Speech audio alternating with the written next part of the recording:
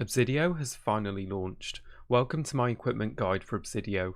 In this video I'll be going over how to use every piece of equipment, including the relevant exorcism steps for each piece of evidence. I'll start with some important information and we will move on to the portable equipment afterwards. Let's get started.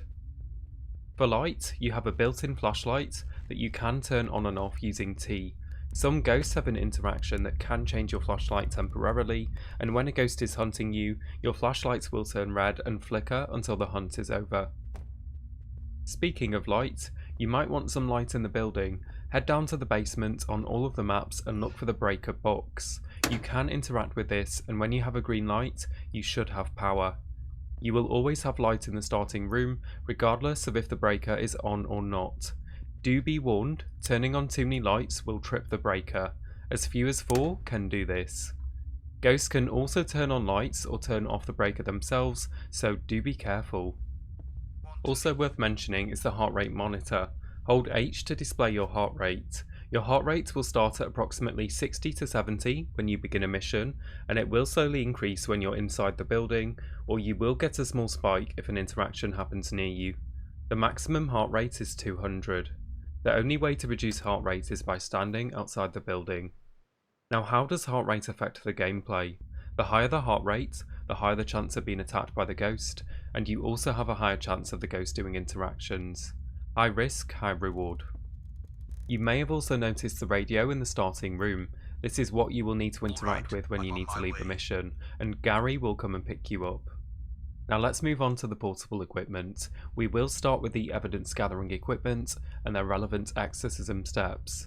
Most equipments can be turned on with F and dropped with G. First of all, we have the thermometer, the most useful of the bunch. The thermometer is what you will want to bring first, as it is the definitive way to find the ghost room, where the ghost room will determine where you will need to gather evidence from. Do note, however, ghost interactions that you do need to study will happen across the whole map, not just in the ghost room. If there is no freezing temperature evidence, the thermometer will go to a minimum reading of approximately 1. However, if it is freezing, you can expect to get a reading of approximately -14. Once you confirm this either way, you know where you need to go to gather evidence. If you do get freezing temperatures, you will need everyone's heart rate to be above 140 before attempting the exorcism. Next we have the EMF reader. If you get any form of EMF reading, put it down as evidence.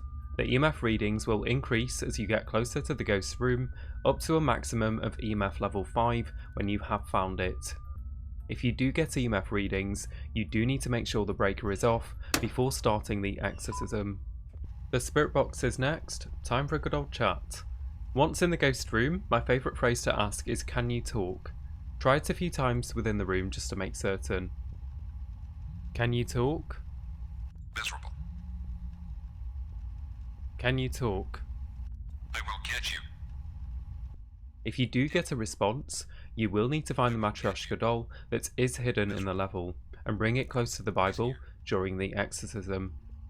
More on the Bible later.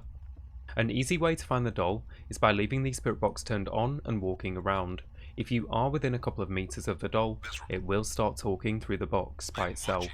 Make sure to check every nook and cranny, as they can be very well hidden. It is also worth noting that the Matryoshka doll only spawns in the map if you do have spirit box as evidence. Next up, the Geiger counter. Use this in the ghost room to see if there is radiation evidence. Readings tend to peak in the mid to high 30s once you have found the ghost room. If you do have radiation, make sure that everyone on the team takes an anti-radiation pill each before attempting the exorcism. Now we have the night vision camera, used to look for a ghost orb. The orb is quite bright and it is fairly visible in the ghost room if it is present. If you do get a ghost orb, the REM pod has to be close to the Bible during the exorcism. The REM pod is next. Think of this like a motion sensor. If the ghost disturbs the antenna, it will beep. This is rather noticeable and can be heard from other rooms. If you do get REM pod evidence in the ghost room, make sure to have the statue of Jesus close to the Bible throughout the exorcism. The penultimate evidence equipment is the ghost writing book. I would advise putting this in the ghost room as soon as possible, as the writing in the book is currently down to random chance. It can sometimes take a long time. If you do spot writing, a member of the team has to hold the book near the Bible throughout the exorcism. And finally, for the evidence equipment, we have the music box. Place this down in the ghost room and see if you are treated to a song. If you are, you have to ensure every radio in the house is off before starting the exorcism. Get searching. That's all for the evidence gathering equipment. I will now cover the exorcism equipment. The centerpiece of an exorcism is the Bible. You have to place this in the ghost room, preferably flat on the floor. Each ghost type will also have 2 corresponding items that you do need to bring in order to start the process. Once you have your chosen ghost type, check in the journal what you need to bring. These will be any combination of the rune, possessed doll, crucifix, candle, holy water, salt, and in the future the chalice, depending on the ghost type that you are dealing with. Do be warned, as soon as you place down the Bible and bring in those 2 extra items, the exorcism will begin, so only put them in the room when you are truly ready. Ensure you have completed the other exorcism steps first, depending on what evidence you get, as previously mentioned. Once the exorcism starts, you will only have 1 attempt to complete it.